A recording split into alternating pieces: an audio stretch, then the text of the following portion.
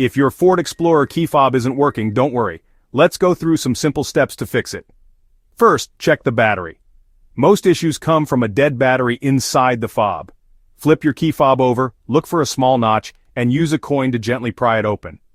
Once inside, take note of the battery type, usually a CR2032.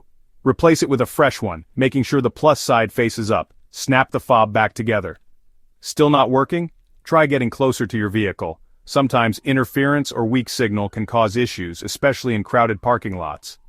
If it's still dead, try reprogramming the fob. Get inside your Explorer, close all the doors, and put the key in the ignition. Turn the key from off to run 8 times within 10 seconds, ending on run. You should hear the locks cycle. That means you're in programming mode. Press any button on your fob. The locks should cycle again, confirming the reset.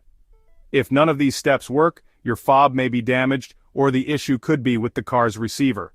In that case, it's best to visit a Ford dealership or a trusted auto locksmith for professional help. So before you panic or call for expensive help, try these easy steps first. You might just save yourself some time and money. Thanks for watching.